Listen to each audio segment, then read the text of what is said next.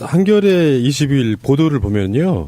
정우성이가 세월호 참사 당일에 대통령 보고를 꺼려했다라는 타이틀로 네. 기사가 나와 있거든요. 예전에 이 서면 보고하고 뭐 지시하고 뭐 이런 상황들이 만들어진 그 리스트가 처음부터 존재했던 게 아니고요. 국회에서 계속 요구하니까 나중에 겨우겨우 급조해서 만들어진 거라는 상황이 들어서. 급조하게 만든 게 오히려 문제를 더 알리바이를 우리가 잡아낼 수 있는 근거가 됐다라는 걸 제가 말씀드리는 건데. 그러니까 저는 여기에 정말 죄송합니다. 제가 집착해서 한마디만 더 할게요. 이 공개 청와대 해명 자료 중에 10시에 대통령이 보고를 직접 받습니다. 그리고 8분 뒤에 선장과 선원들 5명이 3층 갑판에 모여서 캔맥주를 마셔요. 그리고 30분 동안 거기서 놀고 있다가 또는 옆에서 같이 죽어가는 선원 한 명을 바라보면서 캔맥주를 쳐 드십니다. 그리고 38분에 1, 2, 3정이 도착했고 즉시 구조되고 상황은 100% 뒤집어집니다. 배가. 제가 왜 이런 얘기를 하냐면 알았다고 하면 중범죄자입니다. 누가? 김기춘과 김장수와 박근혜는 공범입니다. 세월호. 차라리 몰랐으면 저는 이 해명 자료를 보고 당신들이 몰랐으면 아까 진미님 얘기한 게 저는 솔깃한데요. 누구한테 해경이 지휘를 받았느냐. 적어도 박근혜는 아니라는 게 이 알리바이에서 공개한 알리바이에서 들통나게 된 거죠. 저는 이게 단초가 될 거라고 생각합니다. 예. 그래서 박근혜가 뭐 어떻게 아무리 실드를 쳐봐야 아다리란 말이 일본 말인가요? 네, 맞습니다. 더 다른 어떤 말이 있나? 벗어날 수 없다는 말? 알리바이. 단수, 외통수. 외통수에 걸렸다. 아, 못 나온다. 뭐 이렇게. 못 나옵니다. 자, 그런데 여기에 지금 우리가 김영한 전 수석, 민정수석 있잖아요. 예, 예. 돌아가셨죠. 예, 이분에 대해서 죽음이 뭔가 이상하다고 말했던 건 유일이 팟캐스트가 유일했습니다. 근데 난 우리 팟캐스트가 이제 두려워요. 자꾸 예측하면 그게 사실로 드러나요. 사실 우리가 그 정말 무서워요. 영세기호 아닌가요? 아, 진짜 농담이 아니라 너무 두려워요. 연발을 제대로 받고 있어. 그것이 알고 싶다 해서 김영한 전 수석의 죽음에 대해서도 유가족한테 이런 증언을 받아내요. 민정수석을 그만두고 집에 들어와서 잠을 못 이루고 술로만 살았다. 술로만 살면서 국가에 대해서 한탄을 하고 이랬다는 그 가족의 어머니의 증언을 받거든요. 간암으로 급성 간암으로 죽었다고 하는데 가족들은 이게 최소한 사회나 국가에 의한 타살이라고 주장을 해요. 그 정도로 아주 심각하게 마음의 병을 앓았다는 거고 더 적극적으로 얘기하면 타살의 위험성도 있는 거고요. 실제로 그것이 알고 싶다가 방송이 되고 청와대의 반박 자료가 올라오고 하고 나서 주말이 지나고 오늘 되면서 언론에서 이게 역공작일 수도 있습니다. 가려서 들으셔야 되는데 청와대 관계자의 증언이 나왔어요. 언론에. 뭐가 나왔냐면 2014년 4월 16일 날 청와대 직원들은 언론에서 나오는 보도만 봤다. 그 정도까지만 알았다. 그리고 일찌감치 점심 식사하라 점심시간에 점심도 먹으러 나갔다. 식당에. 이런 증언을 하고 있어요.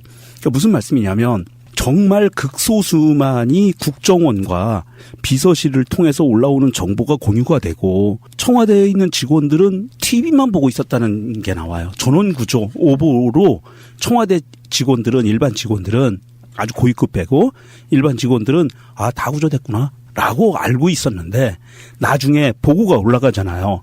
중복된 인원 점검이 중복됐다라고 하면서 보고가 올라가죠. 그 보고가 올라가고 나가지고 첫 지시가 1시 반쯤 내려갔잖아요. 그 사이에는 정말 오전 내내 나태하게 청와대에서는 점심도 다 챙겨 먹고 직원들이. 어떻게 돌아가는지를 모르고 있었다는 거죠. 그렇죠. TV만 봤다는 거예요. 이게 역공작일 수도 있어요.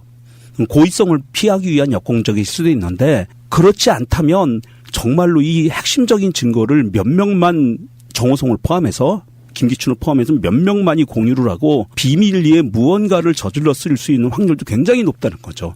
박근혜는 몰랐을 게 당연해요. 왜냐하면 정호성이 망했으니까. 한겨레 21 취재에 의하면 청와대 내에서 수집된 정보가 박근혜한테 관저에 있었으니까 관저로 가는 거를 정호성이 막았다고 나왔어요. 기사에. 그러니까 박근혜는 몰랐어요. 얜 지금도 모르고 있어요. 내가 무슨 잘못을 했는데 라고 지금도 얘기를 하고 있는 거예요. 2년 반이 지났는데도 불구하고. 굉장히 좀 심각한 사항이에요. 그런데 이게 앞으로도 이런 증언들은 이미 이제 기울어진 배니까 저 청와대가 반은 잠겼다고 봐요, 물속에. 그러니까 뛰어내리는 쥐새끼들이 증언을 할 거예요. 자기들은 살아야 되니까. 내부 고발자가 계속 나올 겁니다. 조금씩. 우리가 그걸 아주 눈여겨봐야 되고 지금 메인 기사로 다뤄지지는 않고 있어요. TV에서도 종편에서 자막 처리만 됐거든요. 자막 처리로만 간단하게 나왔었는데 이런 거를 굉장히 유심히 봐야 될 거라고 생각을 합니다. 예, 그러니까 제가 지금 좀 과흥분을 한 상태인데 보고를 받았어도 문제가 되고 안 받았어도 문제가 그렇죠. 됐다는 예, 둘 다 문제가 되는 둘 다 거예요. 문제가 되는 예. 거예요. 그리고 종호송이가 못 가게 막았다고 하는 것은 관저에 있었는지 없었는지 그다음에 청와대가 공식적으로 밝힌 팩트를 밝힌 그 리스트를 보더라도 박근혜는 알지 못했다는 게 사실인 거고 사실은 저는 그보다 더 나갔어요. 그러니까 세월호가 저는 최순실과 박근혜 그다음에 모종의 저는 종교와 연결이 돼 있다고 보는 시각이기 때문에 그때 정윤회도 청와대 근처에 있었거든요. 그러니까 이 두 가지가 다 문제가 된다는 점에서 박근혜는 아까 우리 PD가 얘기한 대로 저는 그게 처음에는 동의를 못했어요. 근데 폐륜의 끝은 세월호로 침몰하게 될 거다 박근혜가. 그리고 비리의 끝은 국방비리다라는 그 말이 이제는 이제 확 와닿는 겁니다. 그러니까 도저히 아무리 분석을 해, 저 일요일날 사실 이거 많이 분석해봤거든요. 우리 방송이 여러 차례 나갔잖아요. 음성 분석 파일하고 좀 크로즈업 하면서 맞춰봤어요. 근데 저는 오전만 맞춰봤어요. 왜냐하면 9시 30분 이후는 사실상 필요 없거든요. 알았어도. 저는 그렇게 생각해요. 그냥 배가 이미 뒤집어져 버렸는데 뭘 거기서 어떻게 하라는 거예요. 지금 골든타입 때 박근혜가 인지했던 10시부터 10시 36분 사이가 전 중요하다고 보기 때문에 이때 과연 청와대가 두 차례를 보고받았다고 하는데 그 두 차례에 대한 지시사항이 씨발 하나도 없는데 뭘 지시를 하고 인지만 했다는 거야? 그리고 더 핵심적인 건 그동안에 적어도 우리가 이 해명 자료에 보면 제가 아까 얘기했듯이 안보실장 나이는 적어도 9시 20분 이전에는 알고 있었다라는 겁니다. 제가 알기로는. 그래서 이걸 알고 관저로 보고하려고 가니까 정호성이 막았다는 겁니다. 그러면 이 해명 자료도 벌써 틀려버린 거거든요. 그죠? 당일날 아침 8시 반부터 안보 회의가 있었죠. 그러니까, 청와대에서. 예. 그러니까 사항을 이미 국정원하고 두 라인이 다 받고 있었다라는 거예요. 그런데도 불구하고 청와대는 아무런 지시를 안 했어. 그리고 이게 우리 음성 파일 녹음해보면 알겠지만 11시 몇 분에 몇 명 탄 거야? 청와대 이 개새끼들 전화를 하고 있고 웜에 큰일 났네? 막 이런 말 있잖아. 다 죽어버렸어? 뭐 이런 말 있었잖아요. 이거 다 이렇게 돼 있는데 뭘 그러니까 거짓말을 치고. 지금 그 당일날을 비롯해서 그동안 문고리 상임방으로 불렸던 비서실에 있던 애들의 역할은 박근혜를 보좌하는 게 아니라 박근혜를 감금해놓고 배제시킨 거야. 외부하고의 정보를 차단. 선별적으로 차단해서 선별적으로 제공하는 역할을 했고 박근혜는 그에 의해서 받들어 줄 수 있는 정보만 받았다는 거예요. 이게 텔레비도 지 마음대로 못 보는 상황이라는 거지. 고립 그렇죠. 완전 네. 차단. 이렇게 고립돼 있는 상황 하에서 아까도 얘기한 거지만 누가 군의 출동을 막았고 청와대는 몰랐는데 누가 외국에 있는 지원 요청을 거절하고 누가 어선들을 통제해서 현장에 접근하지 못하게 만들었으며 주변에서 그걸 구해보겠다고 했던 화물선이나 유조선 선장들을 외부로 퇴각시켰느냐 이거야. 이 모든 과정 중에 박근혜는 전혀 비어있는 거야. 지금 있는 상황. 그러니까 당일날 물론 못 받은 것도 있지만 그 후로 며칠 동안 3일이 가라앉을 때까지 3일간의 시간 또 그 이후에 뭐 새롭게 크레인이 오고 작업이 진행되고 하는 과정 중에 박근혜가 스스로 친전하거나 친히 내린 명령을 통해 가지고 세월호 쪽에 직접 전달된 아무런 메시지나 명령이 없는 거예요. 그러니까 평소에도 그 사람은 아무것도 실제 업무를 하지 않았던 것처럼 그 날도 또는 이 중대한 사안에 있어서도 원래 박근혜는 실제로 무슨 일을 액션을 하는 오더를 내리는 사람이 아니니까 맹한 상태로 그냥 있었던 것이고 그나마의 그 참으로 의심스러운 온갖 지시들도 소스가 박근혜를 우회하여 다른 곳으로부터 나온 그런 지시 사항들이었을 것이다.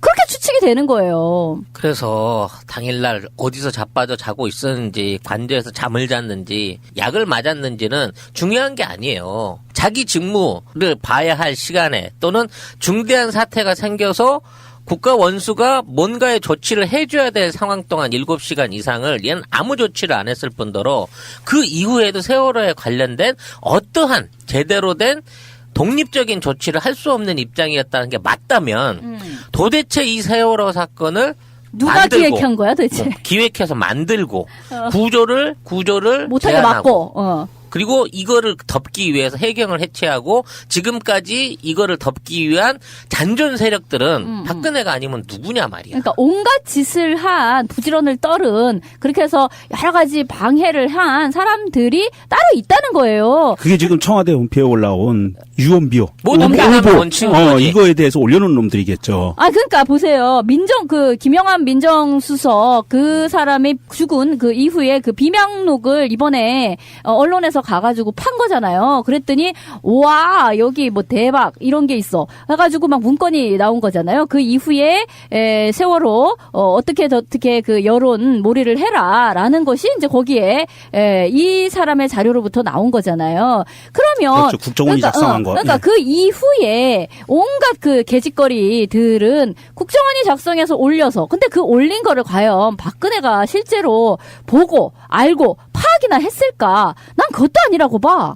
그러니까 그 세월호 당일 날은 물론이고 그 이전에도 그 사람은 실제 업무를 하는 사람이 아니야. 그냥 어디 외국 갈 때 이렇게 꽃단장 해가지고 가는 거를 즐기고 그 다음에 자기 피부 미용 신경 쓰고 그 다음에 드라마도 봐야 되고 하여튼 그런 사람이고 그거 외에 그날뿐만이 아니라 그 외의 날에도 그런 식의 밖으로 이렇게 나가는 공주의 외출 그 공식 일정이 없는 날에는 그냥 아무 실질적인 일을 하지 않았던 것이고 그래서 그날도 그냥 그러고 있었던 것이고 그 외의 날에도 그 이후로도 이 문제에 대해서 실제로 한 건 없고 그 눈물을 흘리면서 기자회견을 그냥 가짜로 한다든가 그날 이렇게 유족을 가장한 배우 일과 이렇게 포옹하는 장면을 찍는다든가 하는 모델 역할만 했지 실질적인 오더의 소스는 박근혜가 아니라는 거예요. 그러니까 그 김영환 이제 죽음의 미스테리가 JTBC에서 이제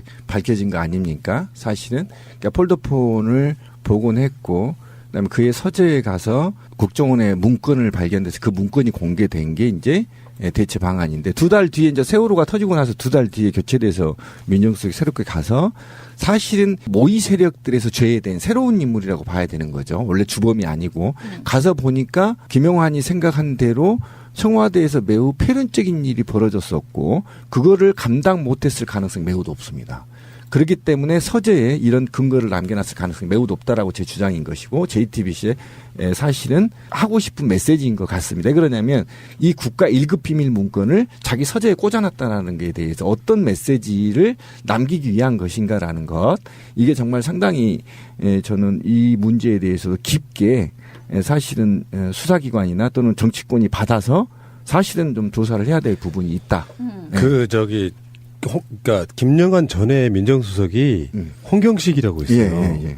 그 홍경식에 대해서 나중에 조사를 해야 되지 않겠냐 이런 생각이 드는 게 동의합니다. 예, 홍경식이 2014년 6월 11일 날 민정수석을 그만두고 이 김영환 씨가 들어가서 그렇죠.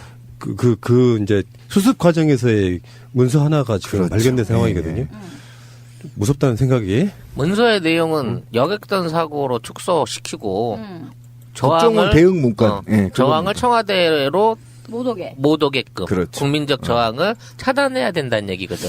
저는 어쨌든 이번 전체를 보면 저는 국정원이 적어도 주범이다. 확신합니다. 세월호 사건에 있어서는 주범이다. 자기들이 범죄 사실을 가리기 위해서라도 박근혜의 권력이 필요했던 거잖아요. 그래서 그거를 적으로 몰아야 되고 서로 이간질 시켜야 되고 어버이날 이런 사람들을 동원해가지고 반변 시위도 해야 되고. 그러니까 원래 범인이 그렇지 않습니까? 범행 의도도 있어야 되고 범행을 통해서 얻을 수 있는 이익도 있어야 돼요.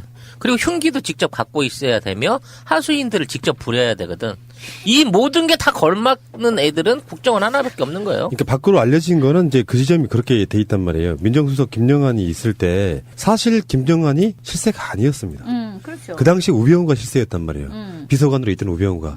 그리고 김영환이 그만두니까 아마 내 생각엔 그래요. 이게 항명 사태라 그래갖고 맞아요. 김영환이 김기춘의 지시를 안 따르면서 그만두게 되는 상황이거든요. 맞아요. 그렇죠. 예. 당신 이거 놓으세요라고 강제로 끌어내리고 사퇴를 자진 사퇴한 것처럼 이렇게 상황을 만들지 않았을까 이런 생각이 들고 그러면서 우병우가 그때서야 이제 제대로 된 그 민정수석이 올라가는데 그래서 지금 민정수석 관련해가지고 정윤의 문건 때 죽음을 택한 경찰이 우병우가 미행 지시했다도 지금 보도로 나오고 있지 않습니까? 결국에는 이 모든 사건의 조율자 덮기 신공을 갖고 있는 자는 우병우다 이렇게 봐야 되겠죠. 왜 우병우를 존나 수사를 안 하는 거야 왜?